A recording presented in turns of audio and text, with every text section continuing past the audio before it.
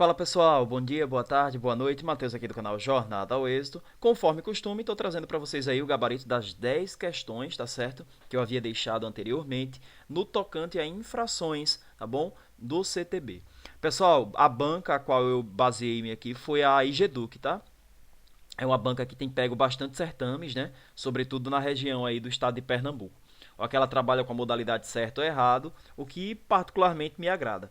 Tá bom? Vamos caminhando sem mais delongas. Objetividade, sempre sinônimo aqui do canal. Vamos lá. Gente, a primeira questão dizia assim: segundo o CTB, configura infração gravíssima deixar de dar passagem aos veículos precedidos de batedores, de socorro, de incêndio e de salvamento. Aqui faltou uma vírgula, de polícia, de operação e fiscalização de trânsito e as ambulâncias, quando em serviço de urgência e devidamente identificados por dispositivos regulamentados de alarme sonoro e iluminação vermelha intermitentes. Gente, gabarito correto.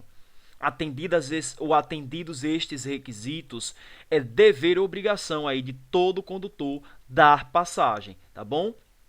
Seja precedidos de batedores ou não, sejam veículos de salvamento, da polícia, de operação e fiscalização, as próprias ambulâncias. Agora, detalhe, precisa estar devidamente com os dispositivos, tá certo? De alarme sonoro e a iluminação vermelha intermitente. Tudo bem? Tranquilo? Caminhando, pessoal, a segunda questão vai dizer assim: dirigir veículo sem possuir carteira nacional de habilitação constitui infração grave, sujeitando o condutor à repreensão e a processo administrativo. Repreensão e a processo administrativo. A gente está errado em diversos pontos, mas eu quero focar na natureza das infrações.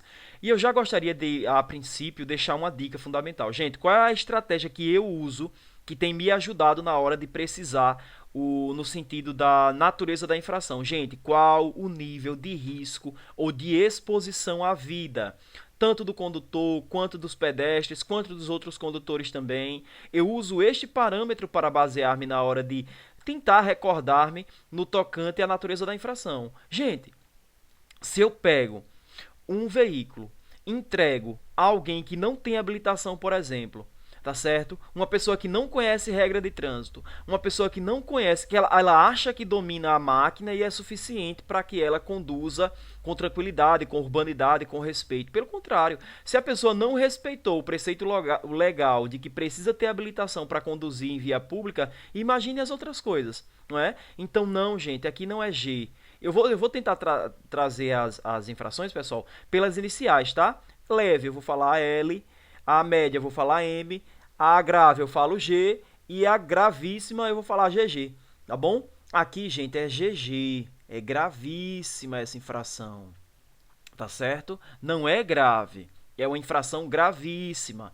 Tudo bem? Tranquilos? Ok, caminhando, vamos lá. O uso do celular enquanto se dirige é considerado infração de trânsito leve, sujeito a multa e a perda de pontos na carteira de motorista. Também está errado, pessoal. A gente sabe que qualquer coisa que possa tirar a nossa atenção na hora de conduzir um veículo é, pode trazer consequências gravosas, não somente para nós, mas para também os pedestres, os demais condutores, os usuários das vias, por assim dizer. Tudo bem, gente? Então aqui não é leve, aqui é GG também, tá? Aqui é GG. Deixa eu colocar aqui, só para vocês entenderem, tá bom? Seja celular, né? O exemplo também que algumas mulheres usam, ou homens também no trânsito, maquiar-se, etc. Qualquer coisa que possa tirar ali a atenção no momento da condução do veículo. A quarta questão vai dizer: utilizar-se de veículo para demonstrar ou exibir manobra perigosa, mediante arrancada brusca, derrapagem ou frenagem com deslizamento, o arrastamento de pneus, constitui infração gravíssima, sujeita a multa. Aí tem um fator multiplicador aqui na multa de 10 vezes, e ele diz que a medida administrativa de suspensão do direito de dirigir e apreensão do veículo. Gente, só um detalhe importante sobre a apreensão de veículo, tá? O gabarito da questão está em ordem, ok? Mas eu queria só um adendo aqui sobre o termo apreensão. Foi revogado em 2016, mas continua no texto legal do CTB. Por isso que as bancas cobram. Essas questões elas foram de 2023, mas as bancas continuam cobrando o termo apreensão. Então, gente, cuidado. Se a banca utilizou em edital o preceito legal que é com base no CTB, aí de fato não tem o que fazer. Apesar de revogado o termo, ele consta ainda, né, no texto legal e dessa forma pode aparecer em questões para vocês, tá bom? Gente, tá tudo correto, tá bom? Aqui vai ser a multa, ela vai ter o fator multiplicador de 10 vezes, tá certo? O valor da gravíssima multiplicado por 10 vezes, vai ser suspenso, o condutor vai ter suspenso ali o direito de dirigir e vai ser feita a remoção e não a apreensão do veículo, mas a norma técnica, né? Porque o que está conforme o CTB de fato ainda é apreensão. Tudo bem? Caminhando, quinta questão. Entregar veículo automotor para direção a pessoa visivelmente desequilibrada por falta de condições físicas ou psíquicas constitui infração gravíssima, sujeita a pena de multa. Corretíssimo, pessoal. Aqui a gente entra mais uma vez naquilo que eu havia dito lá anteriormente. Se você percebe que a pessoa está alterada por substâncias que alteraram seus aspectos psicomotores, ou aspecto psicoemocional também, não é? Não sei qual o fator gerador ali para aquela condição inviável na condição de veículos. Mas se você percebe e mesmo assim confia, permite, entrega, pode mudar o verbo, mas a consequência é a mesma. Você está sujeito à penalidade. Tá certo? Multa e a natureza da infração vai ser gravíssima. Por quê, Matheus? Aí vamos usar aquele mesmo parâmetro. Gente, qual o nível de exposição da vida, tanto daquele sujeito que estará conduzindo o veículo com as condições alteradas, bem como também dos usuários da via? Vai ser sempre assim. Sempre quando houver risco alto, elevado, de exposição à vida, seja do condutor, seja dos usuários da via, a infração será gravíssima. Tudo bem, gente? Caminhando aqui. As últimas 5 questões, a sexta diz assim pra gente: se configura como infração média de trânsito deixar de reduzir a velocidade do veículo quando se aproxima de passeatas, aglomerações, cortejos, prestígios e desfiles, e também não diminuir a velocidade ao perceber pessoas em atividades variadas. Gente, me diga uma coisa, vocês estão passando, tem uma passeata, tem uma aglomeração de pessoas, tem pessoas ali fazendo determinadas atividades na via. Você deixar de reduzir a velocidade, quer dizer, você manter a velocidade que você vem, suponhando que estejamos a 60, 70 por hora. Naquela velocidade, o risco de exposição à vida, eu volto a bater nessa tecla porque eu acho que isso pode trazer diferenciais para vocês na hora de precisar aí a natureza da infração. Gente, não tem como ser média, não faz nem sentido. Talvez se ele tivesse colocado grave aqui ainda daria um ar de dúvida para vocês, mas nem grave é. Gente, é gravíssima, tá certo? Aí eu quero deixar uma dica para vocês, que é a seguinte: quando ele falar em envolver pessoas nas vias e etc., vai ser sempre gravíssima, pelo risco de exposição à vida. Agora, quando ele falar de veículos, por exemplo, é sei lá, é uma carreata, né, de veículos, são apenas veículos, aí vai ser grave. Tá certo? Envolveu somente veículos, grave. Envolveu pessoas em qualquer condição, passeata, aglomeração, enfim, vai ser sempre gravíssima. Tudo bem? Matheus, mas dentro do veículo não tem pessoas? Mas o fato delas estarem nos veículos é como se desse, né, de certa forma, uma chance, uma redução aí na possibilidade de letalidade ali em caso de acidente. Tudo bem? Eu espero que vocês tenham compreendido. Eu acho que pode, de fato, ajudar muito a vocês aí, essa perspectiva. Tudo bem, pessoal? A sétima questão vai dizer assim: parar sobre faixa destinada a pedestres se enquadra na classificação de multas graves, pois essa ação pode ocasionar acidentes fatais. Gente, e aí? O que é que vocês me dizem? Adianto que o gabarito está errado. Gente, analisem o caso concreto. Olha, quando vocês estiverem frente à questão de vocês na prova dia 14, parem e imaginem a ocorrência. Agora vejam, é importantíssimo nós guardarmos diferenciais entre parar e estacionar, tá certo? Quando você, eventualmente, espero que isso não aconteça, mas se acontecer de parar, vai ser média a infração e não grave, tá bom? Deixa eu botar aqui, botar o M, tá, pessoal? O M de média. Agora, se você estacionar, deixa eu ver se eu consigo colocar o estacionar aqui. Estacionar, só para diferenciar, né? A gente sabe que parar e estacionar são coisas diferentes. Parar é aquela imobilização somente durante o tempo necessário para embarque e desembarque de passageiro.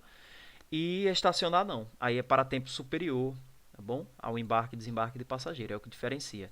Gente, se você estacionar o veículo sobre a faixa de pedestre, será grave. Pedestre, perdão. Um trava-língua, né, pessoal? Vai ser grave. Agora, se você apenas parar, aí será média. Estacionar, grave. Parar, média. Por que, Matheus, é média? Gente, porque na parada você vai embarcar ou desembarcar alguém. Então, em tese, vai ser um tempo mínimo.